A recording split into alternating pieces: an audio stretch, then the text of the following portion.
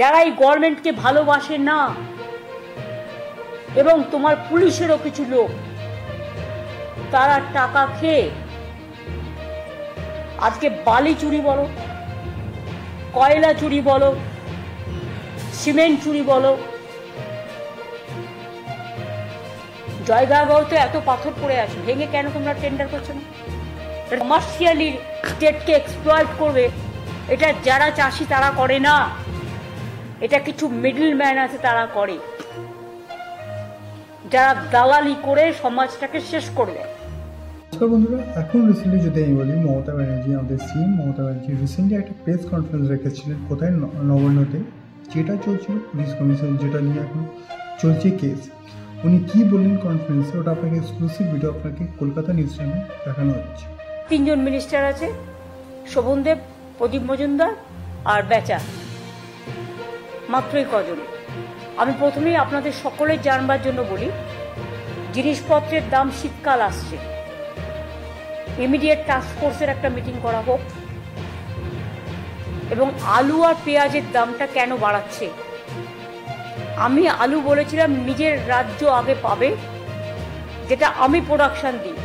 আলু সিড আমরা নিয়ে আসছি, সিড তো আমাদের নেই, সেন্ট্রাল গভর্নমেন্ট থেকে আনতে হয়, ওরা অনেক দাম নেয়। আলু সিডের প্রবলেম হচ্ছে, বাট এই প্রবলেমটা আগামী দিন আমাদের নিজস্ব করে কিছু করতে হবে যাতে সমাধান হয়। কিন্তু আমরা বলেছিলাম আমাদের যা প্রয়োজন রাজ্যের, সেটাকে রেখে নতুন আলু যতক্ষণ পর্যন্ত না উঠছে ততক্ষণ পর্যন্ত বাইরে আলুটা যাবে না। এখন তো দেখছি এরা এক্সপোর্ট পর্যন্ত করতে শুরু করে দিয়েছে। Please take stock. আমি আজ থেকে মার্কেটিং, অরবিন্দ, আমাদের ওঙ্কার মিনার হাতে দুটো ডিপার্টমেন্ট ছিল, একটা এগ্রিকালচার ডিপার্টমেন্ট আর একটা মার্কেটিং ডিপার্টমেন্ট এগ্রিকালচার, দুটো খুব বড় ডিপার্টমেন্ট, একজনের দ্বারা সম্ভব নয়। বেচারা মান্নাকে আমি দায়িত্ব দিলাম, অ্যাগ্রো মার্কেটিং ডিপার্টমেন্টের চেয়ারম্যান করলাম আজ থেকে। সুতরাং প্লিজ টেক এ স্টক, কোন পজিশনে আছে এবং আমাকে জানাতে হবে, টাইম টু টাইম মনিটর করতে হবে। ডিজিকে ডাকনি কেন এই মিটিংয়ে? Immediate call.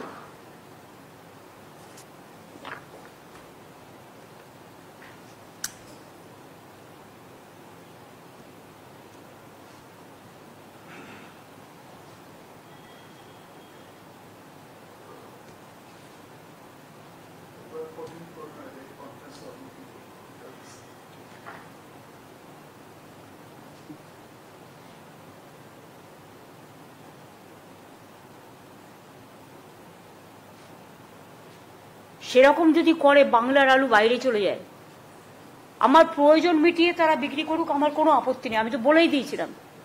এবং আমি ছাড়তেও শুরু করেছিলাম, ছেড়েও ছিলাম অনেকটা। কিন্তু বাংলাকে দাম বাড়িয়ে অন্য জায়গা থেকে মুনাফা করব, আর আমি আলু চাষিদের জন্য ইন্স্যুরেন্স করব, দুটো একসাথে হতে পারে না।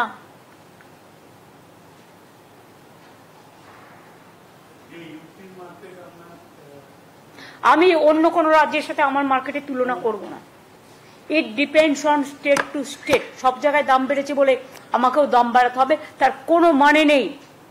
আমার এখানে হচ্ছে শস্য শ্যামলা বাংলা, ধনধান্যে পুষ্পে ভরা, চাল উৎপাদন, আলু উৎপাদন, এগুলো বাংলা রেকর্ড হিসেবে কাজ করে।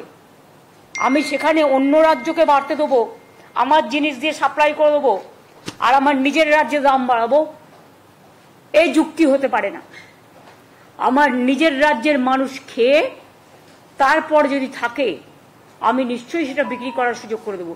ইভেন আমি একথাও বলেছিলাম যে তোমার যদি পড়ে থাকে আমি ICDS এ নিয়ে নেবো, আমি মিড ডে মিলে নিয়ে নেবো, তোমাদেরটা যাতে নষ্ট না হয় আমরা দেখব। নতুন আলু উঠতে উঠতে জানুয়ারির লাস্ট উইক বা ফেব্রুয়ারি ফার্স্ট উইক ছাড়া হবে না। সবটাই যদি আপনারা ছেড়ে দেন শুধু বাইরে বিজনেস করবার জন্য, বর্ডার দিয়ে এগুলো যাচ্ছে, আবার কন্ট্রোল করো।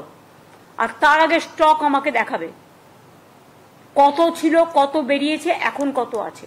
কারণ আমি তো রেখে দিতে বলেছিলাম আপ টু জানুয়ারি আমাদের স্টকটা, শুধু বীজের জন্য আলু যেটা লাগে সেটুকু রেখে। তো কেন এটা হলো না এবং আমাকে কেন জানানো হলো না? আমি বলেছিলাম 1 লক্ষ করে করে আমি ছাড়বো, ছাড়তেও শুরু করেছিলাম, তারপরে যতটা পেরেছে নিয়ে নিয়েছে। আমি একটা কথা বলি, রাজীব কুমার তুমিও আছো, এটা কিন্তু প্রেসের সাথে ডাইরেক্ট কানেক্টেডও আছে। কিছু জিনিস ইমিডিয়েট ইউ টেক কেয়ার, হয়তো তুমি চেষ্টা করো, কিন্তু local police is not helping. সবাইকে বলছি না, আমি একাংশ। পলিটিক্যাল নেতাদের নামে সবাই বদনাম করে বেশি, 5 টাকা খেলে 500 টাকা বলে দেয় চোর, কিন্তু পলিটিক্যাল নেতারা টাকা খাওয়ার আগে 10 বার ভাবে জনগণের টাকা খাওয়া কি উচিত। তাদের নিজস্ব একটা দায়বদ্ধতাও থাকে। কিন্তু লোয়ার লেভেলে কিছু অফিসার্স, কিছু কর্মী যারা এই গভর্নমেন্টকে ভালোবাসে না, এবং তোমার পুলিশেরও কিছু লোক, তারা টাকা খেয়ে আজকে বালি চুরি বলো, কয়লা চুরি বলো, সিমেন্ট চুরি বলো, জয়গাঁওতে এত পাথর পড়ে আছে, ভেঙে কেন তোমরা টেন্ডার করছো না? এটা তো এগ্রিকালচার, এটা তো ল্যান্ড ডিপার্টমেন্ট করবে। ল্যান্ড ডিপার্টমেন্ট কি করছে? কেন বসে আছে? Why they are sitting idly, they are sitting quietly? আমি তো পরিষ্কার বলেছিলাম যে যত বালির জায়গা আছে টেন্ডার করে দাও, যত পাথরের জায়গা আছে টেন্ডার করে দাও, যত ইল্লিগাল মাইনিং চলছে আটকে দাও। সিআইএসএফ টাকা খেলেও আমাদের লোকেদের ধরবার অধিকার আছে, এটা মাথায় রাখো। কারণ চুরি হলো তখন বলবে কয়লা চুরি করছে তৃণমূল কংগ্রেস, আর চুরি করবে সিআইএসএফ টাকা খেয়ে বা পুলিশের একাংশ টাকা খেয়ে। আমি এটা টলারেট করব না। যদি কোনো রাজনৈতিক দলের লোক হয়, তার কলার চেপে ধরো, তাকে আইনের পেছে ধরো, আইনত জেলে পাঠাও। এখানে কোনো এক্সকিউজ আমি চাই না। আমার দরকার নেই 1 পয়সাও। বারবার আমি বলি, আমার প্রয়োজনে আমি দলের নির্বাচন করবার জন্য আমি লোকের কাছে আঁচল পেতে টাকা নেব। আজ পর্যন্ত বলতে পারবে না আমি কোনো গভর্নমেন্টের কাজে বা কারো কাছ থেকে আমি 1 পয়সা নিয়েছি, কোনো কারণে। অন্য কেউ যদি নিয়ে থাকে তুমি ছাড়বে কেন? কেন ছাড়বে? একই আইন, law must be applied to each and every individual together. There should not be any discrimination. কেউ কেউ ভাবে একে ম্যানেজ করি, ওকে ম্যানেজ করি, নিয়ে এক্সটর্শন করি, তারা বাঁচাবে। কেউ বাঁচাবে না, আমি তো বাঁচাবো না। আমার কাছে কোথাও না কোথাও থেকে তো খবর আসবেই। সব আলুটা বেরিয়ে গেছে, মাথায় রেখো। আজকে আলুর দাম বাড়ছে। পেঁয়াজ আমি কষ্ট করে তৈরি করতে শুরু করেছিলাম, বাংলায় পেঁয়াজ তৈরি হতো না বলে, সবটা নাসিক থেকে আসতো। সেই পেঁয়াজ, আমার খাওয়ার পেঁয়াজ নেই, আমাকে নাসিক থেকে আনতে হয়। আমার পেঁয়াজ বাইরে বিক্রি হয়ে যাবে কেন? আমি তো 50% পর্যন্ত প্রোডাকশন, এখনো কত পর্যন্ত হয়েছে? 7 লক্ষ টন টন আমি বুঝি না।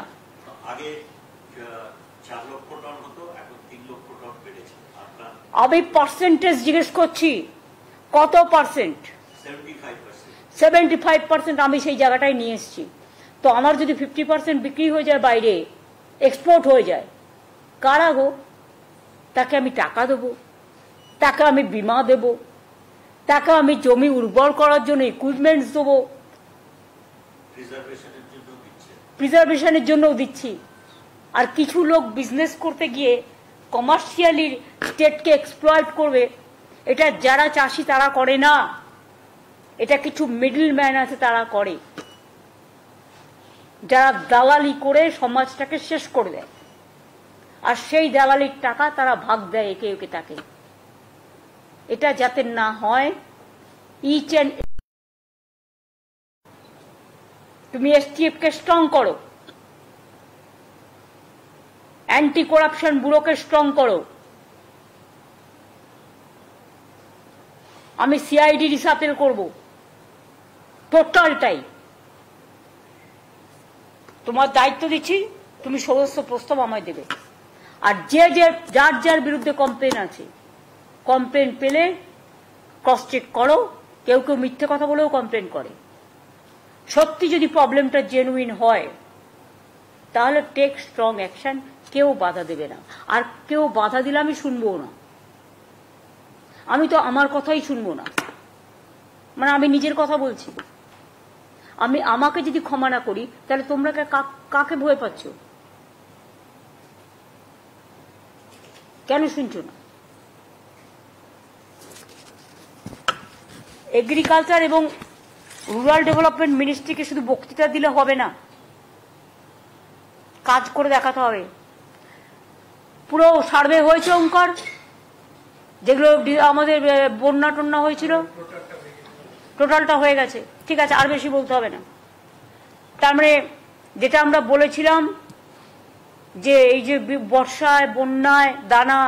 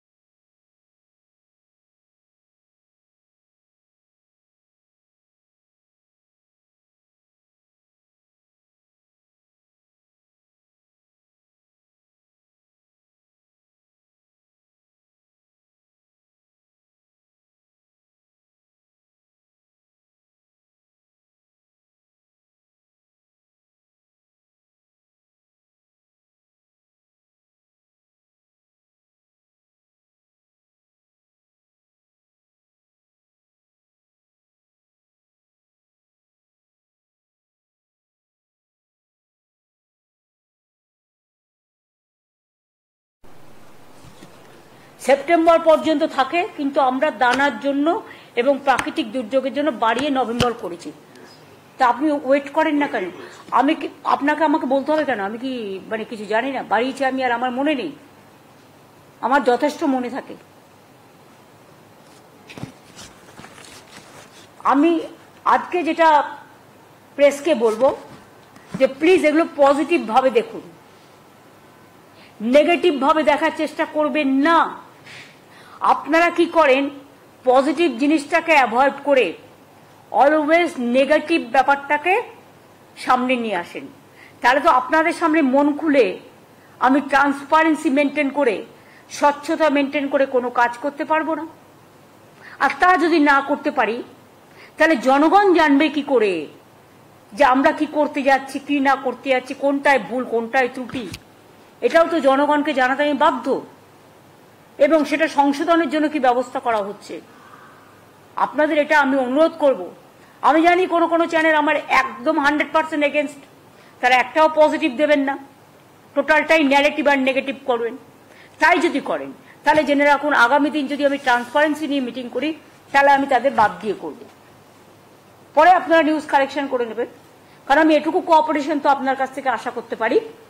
এখানে যারা আমরা বসে আছি প্রত্যেকে আমরা দায়িত্বপূর্ণ লোক, প্রত্যেকে দায়িত্বপূর্ণ অফিসার, প্রত্যেকে দায়িত্বপূর্ণ মিনিস্টার, হেজিবিজি কেউ নেই। আপনাদের ওখানেও যারা আছেন আমিও আশা করি আপনারাও গুরুত্বপূর্ণ লোক, আপনারাও দায়িত্ব নিয়ে কাজ করেন। এইটুকু দায়বদ্ধতা আপনাদের কাছে আমি আশা করব। আর তা নাহলে আপনাদের সামনে মিটিং আমি করব না। পরে আমায় বলতে পারবেন না কেন টিভিতে হচ্ছে না, কেন আমাদের সামনে হচ্ছে না, লাইভ স্পিকিং কেন হচ্ছে না। এটা আমার একটা পার্ট, যা ইনস্ট্রাকশন দেওয়ার আমি দিয়ে দিলাম। টাস্ক ফোর্সের মিটিংটা ইমিডিয়েট করো, দেখে নাও। আর রাজীব জেলায় জেলায় ইনস্ট্রাকশন দিয়ে দাও এবং রিপোর্ট দিতে বলো। সপ্তাহে একদিন করে, আমি জানি তোমার অনেক কাজ করতে হয়, তার সত্ত্বেও এটা মনিটরিং করতে হবে। প্রত্যেক জেলায় একটা করে নোডাল অফিসার থাকবে যে মনিটরিং করে ডিটেলসটা দেবে। শুধু সিসিটিভিতে সব হবে না, যারা এইসব চুরি ডাকাতি করে না সিসিটিভি অনেকভাবে ইউজ করে, দেখে নাও কিভাবে করবে, তুমি জানো কোন সিস্টেমে করা উচিত। ডিবিটির টাকা নিয়ে ট্যাবে 2 কোটি ছেলে মেয়েদের আমরা ট্যাব দিয়েছি, তার মধ্যে 1600 না 1600 কোটি টাকার ট্যাব আমরা দিয়েছি, তার মধ্যে 1900 সামথিং 2 কোটি টাকার মতো ওই জামতারা গ্রুপ আছে, আপনারা জানেন তাই তো? এটা নিয়ে জামতারা একটা চক্র আছে, এটা নিয়ে একটা সিনেমাও হয়েছিল। চক্রটা ঝাড়খণ্ড, বিহার এসব জায়গাকে কেন্দ্র করে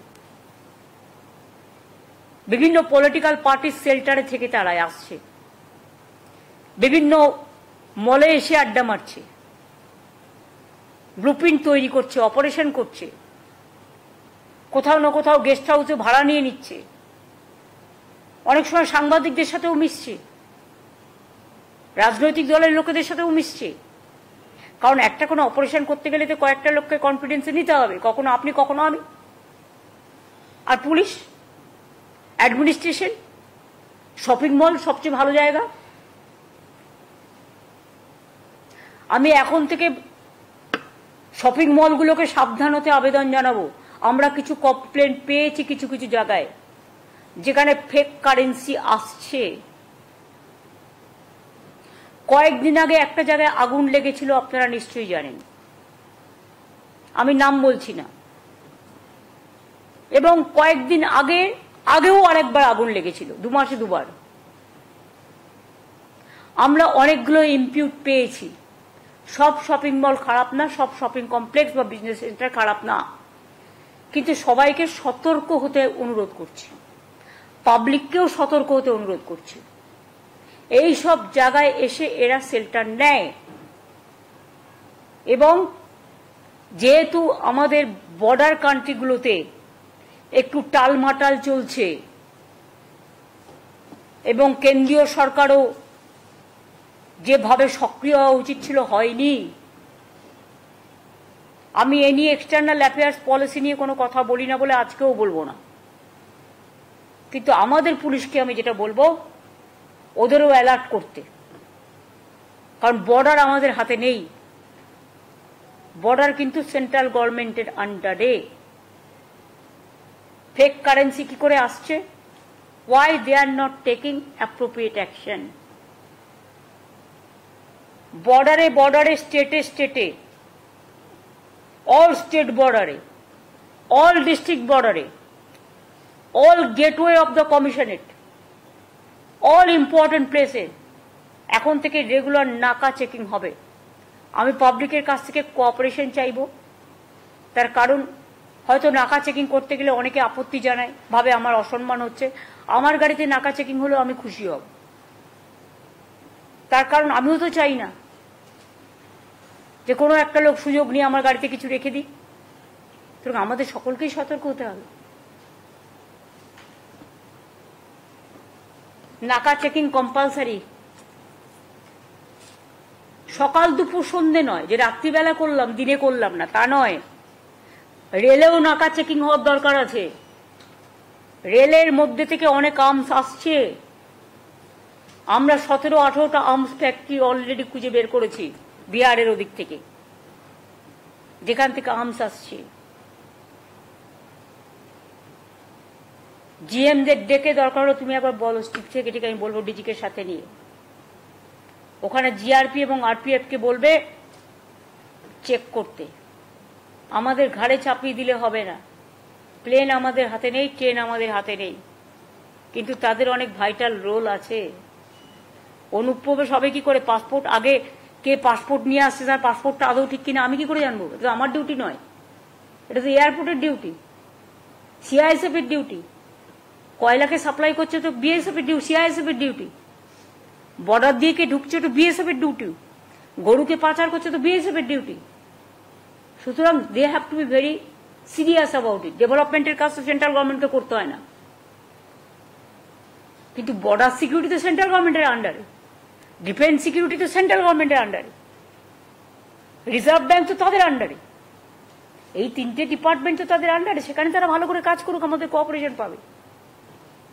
সিরিয়াস হয়ে যাচ্ছে, কারণ আমাদের যেহেতু অনেকগুলো বর্ডার আছে, আবার আমাদের বর্ডারের পাশে অনেকগুলো গেটওয়ে আছে।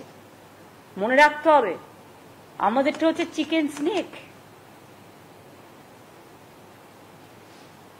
বন্যাও আমরা ফেস করব, দাঙ্গাও আমরা ফেস করব, ফেক কারেন্সিও আমরা ফেস করব, জামতালাও আমরা ফেস করব, আমদানি জামদানিও আমরা ফেস করব, ফরেন ফান্ডও আমরা ফেস করব। ওয়াই? ফরেন ফান্ড তো আমার আন্ডারে নেই, ফরেন ফান্ড তো সেন্ট্রাল গভর্নমেন্টের আন্ডারে। কি করে ফরেন ফান্ডিং হচ্ছে এখানে? টেক কেয়ার করবে না? Very serious matter. আমি সিএসকে বলবো এটা নিয়ে ক্যাবিনেট সেক্রেটারির সাথে কথা বলে নিতে এবং হোম সেক্রেটারির সাথে। এবার আমার কতগুলো ঘোষণা আছে, আমি প্রেসের সামনে বলবো এটাকেও গুরুত্ব দিতে, কারণ হাজার হাজার মানুষের ব্যাপার আছে। মনে রাখবেন, আপনাদের যখন একটা টিভির মাধ্যমে খবরটা লোকে পায়, তারা অনেক খুশি হয়ে যায়, এতে টিআরপি বাড়ে, কমে না। কৃষক বন্ধু 24-25 রবি মরশুমের জন্য আমাদের কৃষক বন্ধু প্রকল্প আছে, আগেই আমরা করেছি। 24-25 রবি মরশুমের জন্য কৃষক বন্ধু নতুন প্রকল্পে 1,08,95,000 কৃষককে, সংখ্যাটা আবার বলি, 1,08,95,000 কৃষককে মোট 2,943 কোটি টাকা সহায়তা প্রদানের সূচনা করা হলো। আগামীকাল থেকেই টাকা ছাড়া হবে। এর মাধ্যমে আপনারা কয়েক কোটি দর্শককে পৌঁছে গেলেন, রিচ করলেন। Yes or no?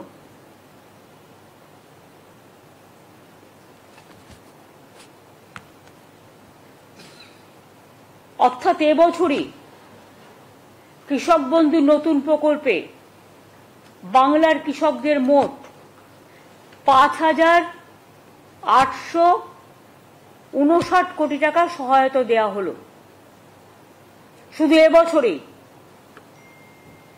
সব মিলিয়ে 2019 সাল থেকে, মাত্র 2 বছরের কথা যদি আপনাদের বলি, তাহলে 13 বছরের কথা না বলে যদি আমি 2 বছরের কথাই বলি, তাহলেও জেনে রাখবেন বাংলার কৃষকদের এ পর্যন্ত কৃষক, বটগাদার, ভাগচাষীদের 21,134 কোটি টাকা সহায়তা দেওয়া হলো। টাকাটা সম্পূর্ণভাবে রাজ্যের, এক্ষেত্রে কেন্দ্রের 1 পয়সা নেই।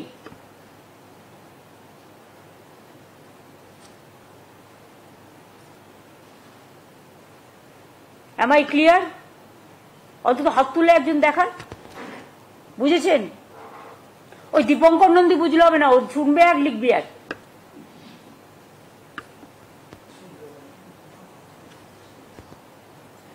এছাড়াও মনে রাখবেন, কৃষক মারা গেলে তার পরিবার এককালীন যে 2 লক্ষ টাকা করে পায়, তাতে আমরা শুধু মুখে বলি না, আমরা কাজটা করি। আমরা জুমলা নই, আমরা ট্রান্সপারেন্সি মেনটেন করি। 1,27,000 বেশি কৃষক পরিবারকে 2,544 কোটি টাকার বেশি সহায়তা প্রদান করা হয়েছে।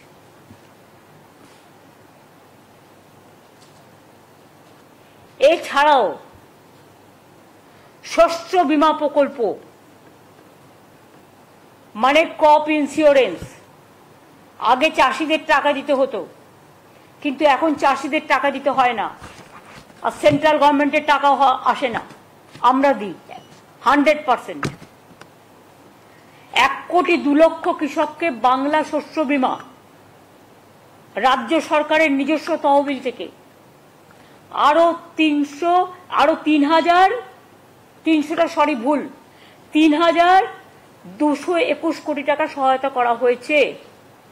এছাড়াও বন্যা ও দানার মতো নানা প্রাকৃতিক বিপর্যয়ে বাংলা শস্য বীমার সময় সেপ্টেম্বর পর্যন্ত থাকে শস্য বীমা করা, এটা নভেম্বর পর্যন্ত বাড়ানো হয়েছে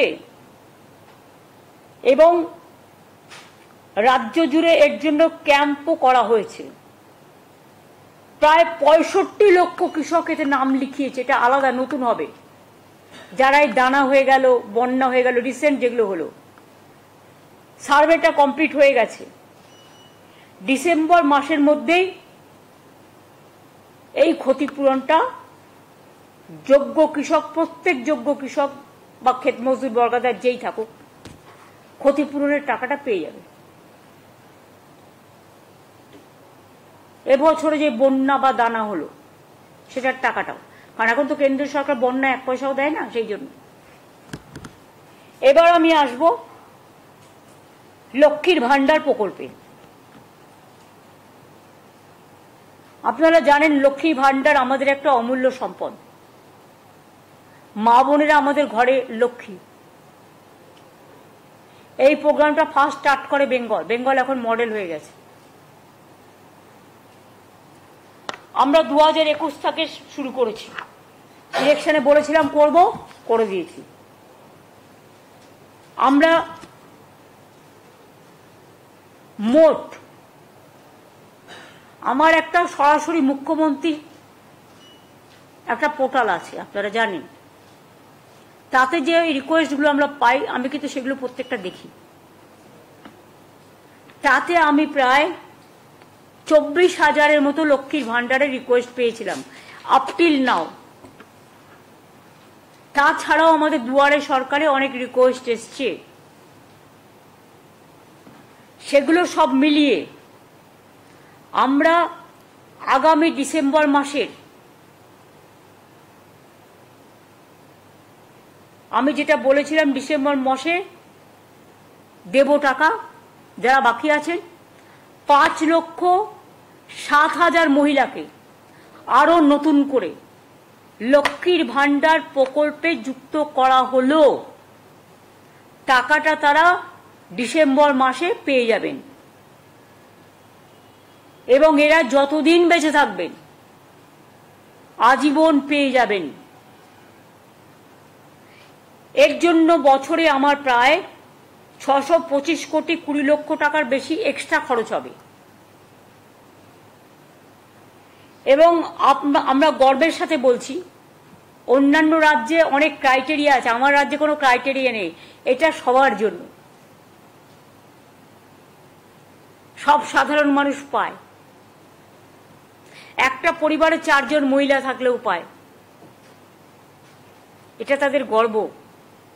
অন্যান্য জায়গায় এটা আছে, স্কুটার থাকলে পাবে না, সাইকেল থাকলে পাবে না, বা স্মার্টফোন থাকলে পাবে না, নানা রকম আছে। আমাদের কিন্তু এসব নেই, আমাদের সকলের জন্য। এটার জন্য আমি গর্ববোধ করি। এবং আমাদের শিডিউল কাস্ট, শিডিউল ট্রাইবরা 1250 টাকা অলরেডি পায়, আর সাধারণরা 500 ছিল, ওটাকে 1000 করে দেওয়া হয়েছে বাড়িয়ে। যাই হোক, সরকারও চলবে, বছরের পর বছর আসবে, উন্নয়ন থেকে উন্নত থেকে উন্নত উত্তরণ সবার হবে।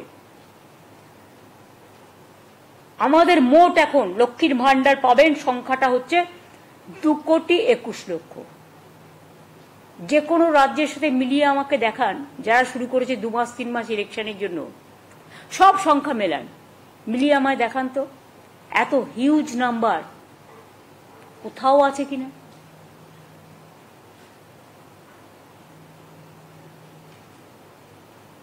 এবং শুধু তাই নয়, ওই বিধবা ভাতা করে নতুন করে তাকে অ্যাপ্লাই করতে হবে না। যখনই 60 বছর হয়ে যাবে অটোমেটিক্যালি সে সারা জীবন পাবে। মানে ওইটাই বিধবা ভাতা লক্ষ্মী ভান্ডারই চলে যাবে, বিধবা ভাতা বার্ধক্য ভাতা হিসেবে। তাকে আর অ্যাপ্লাই করতে হবে না। অ্যাপ্লাই করলে পায় না, পড়ে থাকে, কারণ ওখানে আবার সেন্ট্রালের টাকা আসতে লাগে।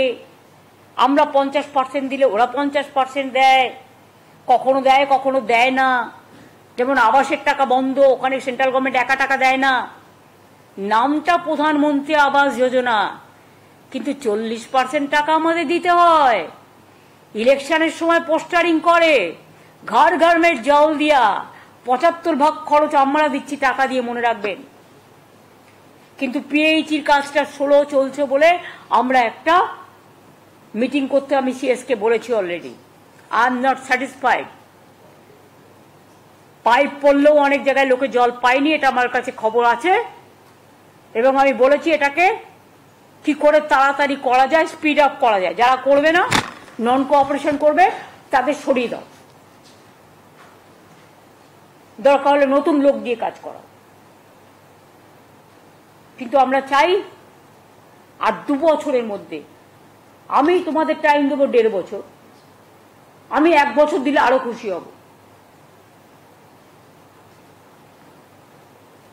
আর আমি জমি তখন নতুন করে আবার দেবো, আগে যেখানে পাইপ পড়ে আছে সেই জলগুলো আগে কমপ্লিট করবে। তারপরে অনেক জায়গায় পাইপ লাগিয়েছে, জল পৌঁছায়নি, এই কমপ্লেন আমার কাছে আছে।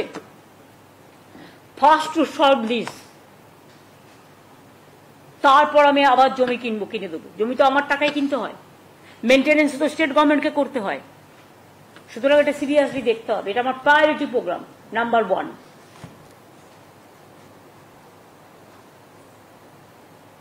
এখনো পর্যন্ত আপনারা শুনলে অবাক হয়ে যাবেন, এত টাকা সেন্ট্রালের কাছে পড়ে থাকা সত্ত্বেও শুধুমাত্র লক্ষ্মীর ভাণ্ডারে বাংলার মেয়েরা প্রায় 48,490 কোটি টাকা সহায়তা পেয়েছেন। এবং এটাতে যদি 600 কোটি টাকা যুক্ত আছে, তার মানে কি 48,490 কোটি টাকা পেয়েছেন, এবং আরো যদি 600 কোটি টাকা যুক্ত হয়, 625, তার মানে এটা হবে 2 কোটি, সরি, তার মানে এটা হবে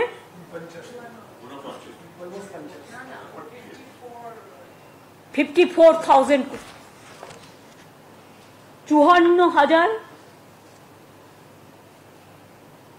54,000 কোটি টাকার মতো হবে।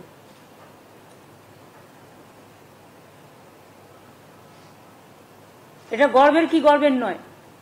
লোক সংখ্যা আমাদের বেশি, মনে রাখবেন। আপনি উত্তরাখণ্ডকে বাংলার সাথে তুলনা করতে পারবেন না। Population, density of population is very high. Mumbai তো 2 মাস আগে চালু করেছে, সবাই পায় না, অনেক রেস্ট্রিকশন। প্রধানমন্ত্রীর বাড়ি, পাকা বাড়ি পাবে কোত্থেকে গরিব লোক? স্মার্টফোন থাকলে পাবে না, স্কুটার থাকলে পাবে না, নানা রকম ক্রাইটেরিয়া আছে। আমাদের ক্রাইটেরিয়া একটাই, গরিব মানুষ, সাধারণ মানুষ, যাদের প্রয়োজন আছে। সেন্ট্রাল একটা কৃষকদের সাহায্য করে, বলে দেয় 3 একর জমি থাকলে। বলতে পারেন বাংলায় কটা লোক আছে যার 3 একর জমি আছে? 3 একর জমি মানে কি? 1 একরে সম্ভবত 18 বিঘে বা 19 বিঘে, 3 বিঘে। আর 3 বিঘে মানে 1 বিঘেতে 19 কাঠা না 20 কাঠা, 20 কাঠা, 20 কাঠায় 1 বিঘে, তার মানে 60 কাঠা থাকলে তবে সে পাবে টাকাটা। আমাদের কিন্তু তা নয়, আমাদের 1 কাঠা জমি থাকলেও সে 4,000 টাকা পাবে, আর 1 একর জমি থাকলে সে বছরে 10,000 টাকা পাবে। এই হচ্ছে পার্থক্যটা, বুঝে যান। এবং আমাদের বর্গাদাররাও পায়, অন্য কেউ নয়, অন্য কোনো রাজ্যে হয় না। তাই লক্ষ্মীর ভাণ্ডার আরো প্রায় নতুন করে ডিসেম্বরে আরো 5,07,000 মহিলারা যারা নাম লিখিয়েছিলেন বা আমার সরাসরি মুখ্যমন্ত্রীর পোর্টালেও পাঠিয়েছিলেন, তাদেরটাও চেক করা হয়েছে, ওই লিস্টের মধ্যেই আছে। সুতরাং দুয়ারে সরকারও অ্যাপ্লাই করেছিলেন, সুতরাং তারা পাচ্ছেন। সংখ্যাটা হয়ে যাবে 2,21,00,000 ইন্ডিভিজুয়াল মহিলা। এছাড়াও আগামী ডিসেম্বর মাসের মধ্যে লক্ষ্মী ভাণ্ডারের টাকাটা দেওয়া হবে, 1 ডিসেম্বর থেকে শুরু হয়ে যাবে দেওয়া। শুধু কৃষকদের টাকাটা যেহেতু 2টো জেলা বাকি আছে সার্ভে করা, গ্রামীণ আবাস যোজনার, ওই 2টো সার্ভে করে দিয়ে দেবে। বাদ বাকি যেটা আছে, যেমন আমি বলেছিলাম আপনাদের আগেই যে আমরা, আচ্ছা ওটা আমি পরে আসছি। বিধবা ভাতা রিকোয়েস্ট অনেক পেন্ডিং আছে, কিন্তু বিধবা ভাতা মনে রাখবেন, আমরা লক্ষ্মীর ভাণ্ডার করার ফলে যারা হয়তো 60 বছরে অ্যাপ্লাই করেছিল, আজকে হয়তো তার বয়স হয়ে গেছে 65 বছর, কারণ লক্ষ্মীর ভাণ্ডারটা শুরু হয়েছে 60 বছর যখন তার বয়স, বা 61 বছর যখন তার বয়স, তখন সে পায়নি। আগে তো এই নিয়মটা ছিল না। এখন যেহেতু নিয়মটা করে দেওয়া হয়েছে সারা জীবন পাবে, কাজে সেই বিধবারা কিন্তু এর আন্ডারে চলে আসছেন। লক্ষ্মীর ভান্ডার প্রজেক্টে বা বার্ধক্য ভাতার প্রোগ্রামে চলে আসবে মহিলাদের।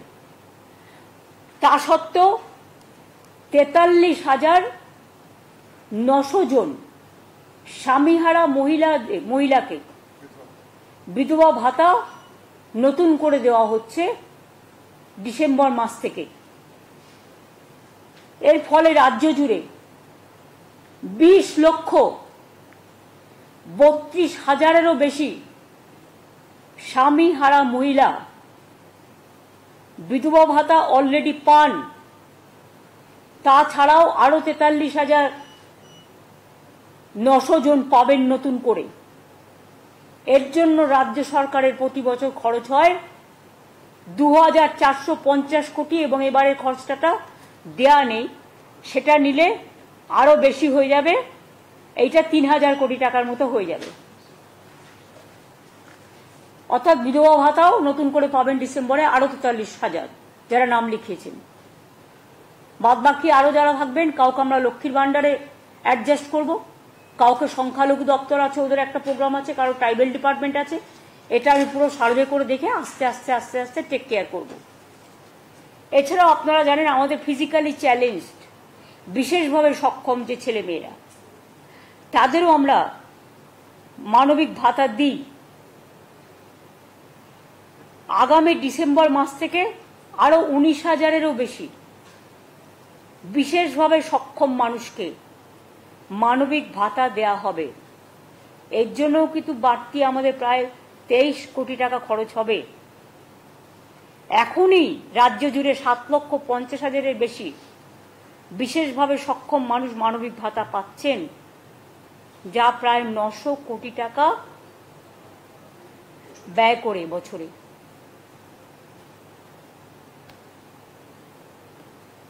এরপর আমি আসব গ্রামীণ আবাসক যোজনায়। গ্রামীণ আবাসক যোজনায়, যেটা প্রধানমন্ত্রী আবাস যোজনা, নামটা প্রধানমন্ত্রীর, সব নামই এখন ওদের দেয়া। ওয়াশরুম করলেও তাদের নামে করতে হবে, কারো না কারো নামে। তারা নাম ঠিক করে দেবে, কাজটা করবো আমরা, জল পরিষ্কার করব আমরা, ওয়াশরুম পরিষ্কার করব আমরা, ধান পুঁতবো আমরা, খাবে ওরা, অর্ধেক টাকা দেবো আমরা, আর নামটা তারা দেবে। একবারও জিজ্ঞেস করবে না রাজ্য সরকারের ক্ষমতা আছে কিনা এই যে একটা নতুন স্কিম করে দিলাম সেটা বহন করার মতো। অনেক জায়গায় করে কি একটা স্কিম করে 2 বছরের জন্য, এবার 2 বছরে ধরুন 400 ছেলে মেয়েকে আপনি রিক্রুট করলেন, এবার 2 বছর পর ওই ছেলে মেয়েগুলো যাবে কোথায়? এই যে অগ্নিবীর নাকি, তাদের কি ভবিষ্যৎ কি? ইলেকশনের সময় লোক দেখানো, আমরা এরকম করি না। আমি এসব স্কিম এখন বন্ধ করে দিচ্ছি, পার্মানেন্ট যেটা হবে করব, কিন্তু 2 বছরের জন্য একটা চাকরি লোক দেখিয়ে তার ভবিষ্যৎটাকে অন্ধকার করে দেওয়ার অধিকার আমাদের কারো নেই। আমাদের পুষতে হয় এরপর, তার কারণ কোথায় যাবে তারা? অনেক কেস হয়েছে এরকম। যাই হোক, আবাস যোজনার টাকা সেন্টারকে তো তার টাকাটা খরচা করতে হবে, রাজ্য থেকে যে জিএসটি তুলে নিয়ে যাচ্ছে। এখন তো রাজ্যের কোনো ট্যাক্স নেই, এটা যে ওনাদের পকেট থেকে দিচ্ছে তা নয়। আগে তো রাজ্য সরকার ভ্যাট কালেকশন করত, অন্য সেলস ট্যাক্স কালেকশন করত, এখন তো এগুলো কিছু নেই। এখন তো একটাই ট্যাক্স, জিএসটি ট্যাক্স। ট্যাক্সটা কালেকশন করে কে? কেন্দ্র। তাহলে রাজ্যের ভাগটা দেবে কে? কেন্দ্র। এর জন্য কেন্দ্র দিল, কেন্দ্রকে নাম করতে হবে তা নয়, এটা রাজ্যের ভাগ, রাজ্যের মানুষের অধিকার। সে একটা রেস্টুরেন্টে গেলেও, একটা কাপ চা খেলেও তাকে জিএসটি ট্যাক্স দিতে হয়। একটা শাড়ির দোকানে গিয়ে শাড়ি কিনতে গেলেও তাকে জিএসটি ট্যাক্স দিতে হয়। একটা সোনার দোকানে গিয়ে সোনা কিনতে গেলেও তাকে জিএসটি ট্যাক্স দিতে হয়। এর থেকে আমাদের যেটুকু ভাগ সেটা তো পুরো দেয় না, যেটুকু আমরা পাই সেটাও পুরো দেয় না। সেই টাকা থেকে মনে রাখবেন আমাদের অংশটার মধ্যে থেকে আবাস যোজনায়, মানে প্রধানমন্ত্রীর নামে আবাস যোজনা করেছে, তাতে 60% টাকা ওরা দিত, দেওয়ার কথা 100%, কারণ ট্যাক্সটা যেহেতু এখান থেকে কালেকশন করে নিয়ে যায়। আর আমাদের কত দিতে হয়? 40%। তাহলে এবার বলুন, গ্রামীণ যোজনা, আবাস যোজনা রাজ্য সরকারের ডাইরেক্ট টাকা ছাড়া হবে? নামটা হবে প্রধানমন্ত্রী। কই, মুখ্যমন্ত্রীর নামে তো আমি কোনো প্রোগ্রাম আজ পর্যন্ত করিনি, কেন করব? কাজে মানুষের পরিচয়। এমন কোনো দুঃসময় আসেনি যে আমাদের নামে স্কিম করতে হয়। স্কিম করতে গেলে বড় মানুষদের নামে করো, বীরদের নামে করো, বীর জওয়ানদের নামে করো, যারা সমাজের সংস্কৃতির গর্ব তাদের নামে করো। বাংলায় অনেক ভাষা আছে, সেই ভাষার মান উত্তরণ করো, উন্নয়নের নামে করো, কিন্তু নিজের নামে program no, I don't support. এবার আমি এটাও চাই না একদিন না একদিন সব মানুষেরই জীবন শেষ হয়। যদি আগামী 10 বছর বাদেও আমার মৃত্যু হয়, আমি চাই না আমার একটা স্ট্যাচু কেউ তৈরি করুন। আমার বাবা মার মৃত্যুর পরে অনেকে আমাকে বলেছিল ট্রাস্ট করবে, খেলার মাঠ করবে, স্ট্যাচু করবে, আমি কাউকে কিছু করতে দিইনি। আগামী দিনেও আমি এই পলিসি মানি না। মানুষ মনে রাখে শুধু তার কাজ, তার ছবি নয়, তার ছবি মানুষের হৃদয়ে থাকে, এটা মনে রাখবেন। এবং তাই আমাদের তো, আমরা এই খাতে পাই 24,275 কোটি টাকা প্রধানমন্ত্রী আবাস যোজনায়, মানে আমাদের 40% ছাড়াও সেই টাকাটা 3 বছর দেয়নি বাংলাকে। বর্ষা হলে, বন্যা হলে বেচারা মাটির ঘরগুলো ভেঙে ভেঙে চুরচুর হয়ে যাচ্ছে। কেউ একটা ছোট্ট ইটের গাঁথনি করলে, ধরুন ছোট্ট একটা বারান্দা করলো বা কিছু ইট দিয়ে একটা জানলা করলো, সেও পাবে না এই বাড়ি। স্মার্টফোন থাকলে পাবে না। এসিসিসির একটা লিস্ট আছে, খায় না মাথায় দেয় ভগবান জানে। আমরা আসার পরে প্রায় বামফ্রন্ট সরকার রেডি করে রেখেছিল, ওইটাই করতে হয়েছে। সেটাতে তো অর্ধেক গরিব লোকের নামই নেই প্রায়। এখন করলে দেখবেন টোটাল চেহারাটাই বদলে গেছে। তা সত্ত্বেও মনে রাখবেন যে আমরা বলেছি আমাদের টাইম টু টাইম, এখনো যতদূর আমি জানি 36 লক্ষ মাটির বাড়ি সারা বাংলায় আছে। বা ধরুন পাকা বাড়ি, যেটা ধরুন মাটির বাড়িতে একটা ইটের দেয়াল করেছে, অনেকে করে কি সার্ভের নাম করে বাদ দিয়ে দেয়। কেন? একটা ইটের দেওয়াল কি কেউ করতে পারে না নাকি? তুমি বাথরুমটা যদি ইটের করে দাও একটা মাটির বাড়িতে, তাহলে তোমার একটা ইটের দেওয়া থাকলে প্রবলেমটা কিসে? যদি গরিব হয়, তার বৃষ্টির ছাটে টোটাল দেয়ালটাও তো ধুয়ে যায়। একটা বাড়ি অর্ধেক ভেঙেছে, তুমি অর্ধেক টাকা দাও। আরে একটা মাটির বাড়ি, এটা হচ্ছে সহজ বুদ্ধি, যে অর্ধেক ভাঙলে পুরোটাই পড়ে যায়, কারণ মাটির ভিতটা নষ্ট হয়ে যায়। কারণ আমি গ্রামে অনেক গেছি, গ্রামে আমি খেলে বেড়াতাম, আমি সাঁতার কাটতে জানি, আমি গাছে উঠতে জানি, আমি ধানের খেতে আল দিয়ে পার হতে জানি। এটা বললে কেউ হয়তো ব্যঙ্গ করে বলবে উনি সব জানেন। না, আমি সব জানি না, ওরা অনেক জানে। কিন্তু যেহেতু আমার একটা অভিজ্ঞতা আছে, আমি ছোটবেলায় প্রতি বছর স্কুল, মানে ক্লাস 7 পর্যন্ত প্রতি বছর পরীক্ষার পরে 1 মাস করে গ্রামে থাকতাম, আর ধান কাটার সময়টা যেতাম। ফলে এগুলো দেখতাম চোখের সামনে, খেলে বেড়াতাম, সেই জন্য এগুলো জানি। এটা আমার কোনো কৃতিত্ব নয়, এটা আপনারাও অনেকে অনেক কিছু জানেন আমার থেকে অনেক বেশি। সুতরাং আমরা যেটা বলেছিলাম, যদি কেন্দ্রীয় সরকার না দেয়, আমরা মানুষের পাশে দাঁড়াবো। আমরা বলেছিলাম এবছর আমরা 11 লক্ষ মানুষকে, এটা 2টো কিস্তিতে দেওয়া হয়, একটা 60,000 আর একটা 60,000। 60,000-এর কাজ হয়ে গেলে আবার 60,000 টাকা দেওয়া হয় প্রথম কিস্তির টাকাটা। আর 11 লক্ষর জায়গায় এটা আমি 1 লক্ষ বাড়িয়ে দিয়েছি। তার কারণ, যদিও টাকার সংকুলনের প্রবলেম আছে, তা সত্ত্বেও তার কারণ দানা হয়েছে, বন্যা হয়েছে, টর্নেডোতে অনেক ঘরবাড়ি ভেঙে গেছে, তাদেরগুলো ইনক্লুড করে আমি এটা 11 লক্ষটাকে 12 লক্ষ করে দিয়েছি। এবং আমাদের সরকার নিজেদের টাকায় এই বাড়িগুলোর টাকা দিতে শুরু করবে 15ই ডিসেম্বর থেকে 30শে ডিসেম্বরের মধ্যে টাকাটা পেয়ে যাবেন, প্রথম কিস্তিটা। কারণ যেহেতু ইলেকশন ছিল, যেখানে ইলেকশন সেখানে সার্ভেই করতে দেয়নি, 6টা জেলায় ইলেকশন ছিল, 5টা জেলায়।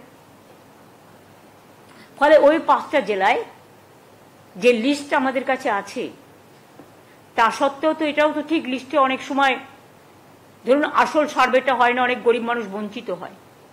যাতে বঞ্চিত না হয় তাই পশ্চিমবঙ্গ পঞ্চায়েত এবং গ্রামীণ ডিপার্টমেন্ট একটা সার্ভে করছে এলাকায়। সেই সার্ভেটা মানে কাউকে বাদ দেওয়া নয়, যারা গরিব তারা পাবেনি।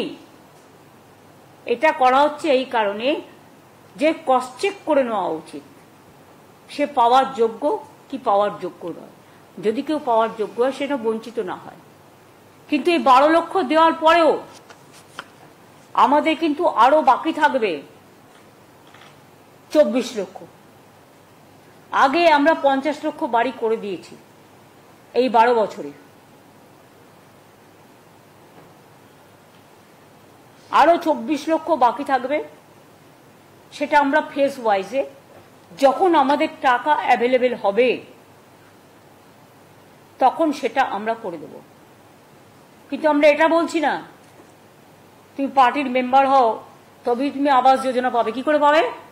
তোমার আবাস যোজনায় তো 40% রাজ্যকে দিতে হয়।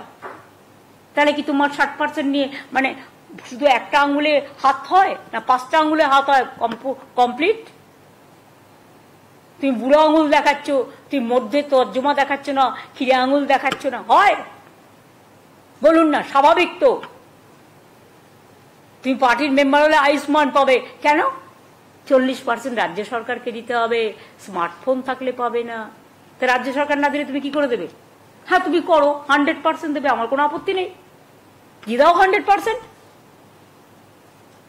যাকে দেবে দিয়ে দাও, খুশি হব। তুমি আমার উপর চাপিয়ে দেবে, আমার টাকাও দেবে না, মানুষকে টাকাও দেবে না। ভাই তোমাদের দয়া দরকার নেই, আমাদের মতো করতে দাও। মানুষের আশীর্বাদে যখন 50 লক্ষ আগে করতে পেরেছি, 12 লক্ষ দিচ্ছি আমরা ডিসেম্বর থেকে, আরো 24 লক্ষ যেটা বাকি থাকবে আমি 2-3 বছর টাইম হাতে নেব। সারা বাংলায় সব পাকা বাড়ি আমরা আস্তে আস্তে করে দেব। আমার টাকাটা সংকুলান করতে হবে। রিজার্ভ ব্যাংক তো আমার কাছে নেই যে ছাপিয়ে দেবো বা নোটবন্দি করে টাকা জোগাড় করব। টাকাটা রাজ্যের ট্রেজারিতে ইনকাম করে আনতে হবে। জলের ওপর ট্যাক্স চাইব না, বিদ্যুতের দাম বাড়াবো না। গ্রামীণ এলাকায় দেখুন যেখানে সিএসসি নেই কোনো দাম বাড়েনি তো বিদ্যুতের। ইভেন 100 ইউনিট পর্যন্ত যারা 3 মাসে পায় তারা ফ্রি পায়। টাকাটাও তো জোগাড় করতে হবে। টাকাটা যখন আমার কাছে আসবে, সংকুলন হবে, আমি কথা দিচ্ছি, আমি যদি কথা দিই, আমি জুমলা সরকার করি না যে বলবো এক করব না। ইলেকশনে যা যা বলেছিলাম প্রত্যেকটা করে দিয়েছি। এটা মামাটি মানুষের সরকার। আমার সরকার আমার দলের কাছে দায়বদ্ধ নয়, দলকে ভালোবাসে। দলের স্লোগান ও মামাটি মানুষের সরকার, আমার সরকারেরও স্লোগান তাই। কিন্তু মনে রাখবেন আমার দায়বদ্ধতা ফার্স্ট প্রায়োরিটি মানুষের কাছে, তারপরে আমার দল। এটা আমি মেনটেন করি, কারণ দল আমাকে এটা বলেছে, যেটা আমাদের ম্যানিফেস্টো কমিটমেন্ট, এটা আমাদের করতে হবে। তাই সরকার থেকে আমাকে সেই কাজটা করতে হয়। তার কারণ আমি মানুষকে দাঁড়িয়ে কথা দিয়েছি। আমি মানুষকে দাঁড়িয়ে যে কথাটা দিই সেই কথাটা শেষ পর্যন্ত করি। বাড়ির কাজ গ্রামীণ, আমি আগেই বলেছি বাংলা আবাস যোজনা হবে না, এটা বাংলার বাড়ি। টাকা যখন আমাদের নামও আমাদের রাজ্যের নামে হবে, বাংলার বাড়ি। এখনো তো বাংলা নামটা করে দেয়নি। আসুন না কিছু প্রজেক্টের নাম মধ্যে দিয়ে করি। এটা অলরেডি আমাদের বাংলার বাড়ি হচ্ছে, আরবান এলাকাতেও হচ্ছে, রুরাল এলাকাতেও এটা নাম হবে বাংলার বাড়ি।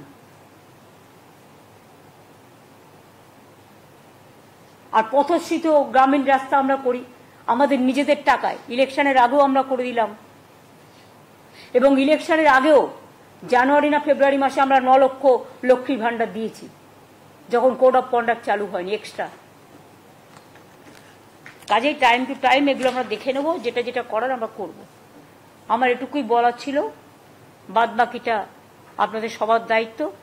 আর ওই মার্কেটিংয়ের মিটিংটা, আর বেচা তুমি যখন নিচ্ছ তখন দায়িত্ব নিয়ে, সেক্রেটারিকে কনফিডেন্সে নিয়ে কাজটা সিরিয়াসলি করতে হবে। রুরাল ডেভেলপমেন্ট পঞ্চায়েতকেও বলছি, এগ্রিকালচারকেও বলছি, সব কাজ আমরা যখন করব সিরিয়াসলি। আমি প্রিন্সিপাল সেক্রেটারি রুরাল ডেভেলপমেন্টকেও বলছি, ওমেন, চাইল্ড, উইডো, পেনশন সব কিছু কন্যাশ্রী সবটাই সংঘমিত্রার আন্ডারে দেখে নিতে হবে। ওঙ্কার এগ্রিকালচার ডিপার্টমেন্ট যত ভালো হবে তোমার তত নাম হবে। আমাদের হচ্ছে সুজলা সুফলা বাংলা, সুফল বাংলা আমাদের আর একটু বাড়াতে হবে। আমি জানি সুফল বাংলা যখন প্রাইস হাইক হয় খুব কাজে দেয়। তুমি এগ্রিকালচারে কাজ করো, আরো কোনো একটা কাজ তোমাকে আমি দেখে দেবো। আর ফাইন্যান্সের তুমি এখন বুঝে গেছো প্রভাত, কিন্তু অনেকদিন কাজ করছো ফাইন্যান্সে, কমাস হলো 3 মাস হয়েছে, এখন বুঝেছো আশা করি। কাজে চটপট কাজগুলো করে ফেল। আর রাজীব তোমাকে যে দায়িত্ব দিয়েছে তোমাকে পালন করতে হবে। আর সিএস তো টোটালটাই দায়িত্ব নিয়ে করবে। আর যদি বলেন আমার দায়িত্ব, কিছু না হলে বকাঝকা করা, কখনো ভালোবেসে কাছে টেনে নেওয়া, কিন্তু মানুষের কাজটা আমি আমার মন্ত্রীদেরও বলি, সবসময় মানুষের কাজের দায়িত্ব নিয়ে মানুষের কাজটাকে প্রায়োরিটি দেওয়া উচিত। আমি এটুকু বলে আমি সংবাদ মাধ্যমকে অনেক অনেক ধন্যবাদ, নমস্কার এবং আমাদের কৃতজ্ঞতা জানাচ্ছি। আপনারা এতক্ষণ আমাদের সময় দিয়েছেন, কিন্তু প্রত্যেকটাই পজিটিভ কাজ। আমি আশা করি মানুষের এই কাজগুলোকে আপনারা, আপনাদের হয়তো অনেক জায়গায় অনেক অ্যাডভার্টাইজমেন্ট থাকে, সুযোগ পান না, কিন্তু দয়া করে এইগুলো যদি একটু মানুষকে জানান আমরা উপকৃত হব।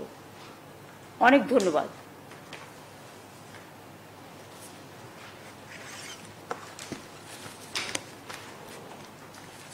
থ্যাঙ্কস। এবার সৌম্য এটাকে ডিসকানেক্ট করে দাও, ওদের একটু খাবার টাবার কিছু